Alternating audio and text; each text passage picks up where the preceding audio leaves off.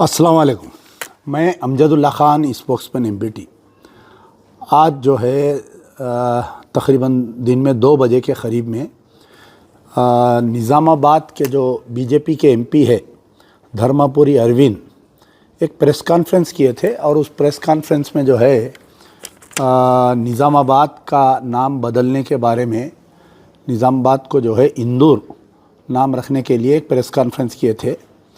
और press conference में बात करते करते वो इतना बह गए कि हमारे जो लास्ट निज़ाम है मीर उस्मान अली ख़ान साहब को गैर गलत अल्फाज़ों में मुखातिब किए।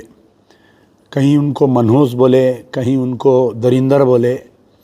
तो ये पहली मर्तबा नहीं है कि धर्मापुरी अरविंद जो है ऐसी गुफ्तगू किए हैं।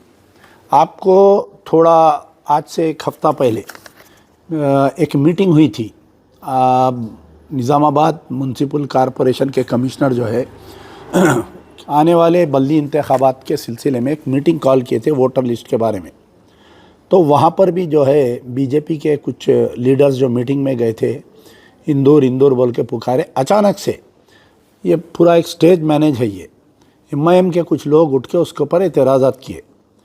तो मैं आप लोगों को, निज़ामाबाद की आवाम को ये बतलाना चाह रहा हूँ कि ये दोनों पार्टियों को, ये एमआईएम को और बीजेपी को जो है निज़ामाबाद को कैसे डेवलप करना चाहिए, निज़ामाबाद की सड़कों को कैसा डेवलप करना चाहिए, निज़ामाबाद में जो आए दिन ट्रैफिक का प्रॉब्लम हो रहा है उसको कैसा दूर करना चाहिए। यानी निज़ामाबाद का डेवलपमेंट का नहीं है। जैसा ही इलेक्शन आया, इलेक्शन पार्लियामेंट असेंबली इलेक्शन से पहले भी यही member of parliament Dharmapuri Arvind जो है कि मैं असदुद्दीन ओवैसी को यहाँ पर लटका डालूँगा, उसकी फ़लाना कर डालूँगा बोल के तकरीर करे इन्हों और पोलराइज़ किए। उसके बाद में असदुद्दीन ओवैसी वहाँ पर जाके उन्होंने और सख्त तकरीर किए तो वोट पोलराइज हुआ, जिससे जो है निज़ामाबाद में एमएलए बीजेपी एमएलए जीतने में कामयाब हुई। फिर पार्लियामेंट इलेक्शन में भी ऐसा ही पोलराइजेशन किया गया और ये दोबारा एमपी बन गए। पिछले 5 साल में अगर इनका रिकॉर्ड निकाल के देखें तो अपने पार्लियामेंट हल्के में कोई कारकर्दगी नहीं है इनकी। तो आज फिर अब जैसा ही म्युनिसिपल इलेक्शन आया तो फिर से इनके पेट में दर्द शुरू हो गई और निज़ामाबाद का नाम बदल के इंदौर रखना है।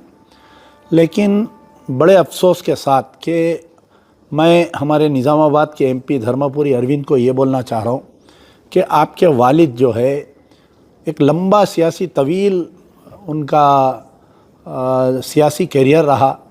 वो एमएलए से एमएलसी, एमपी, फिर उसके बाद में मिनिस्टर, फिर पीसीसीआई सदर, यूनाइटेड आंध्रा में पीसीसी के सदर रहे उन्होंने।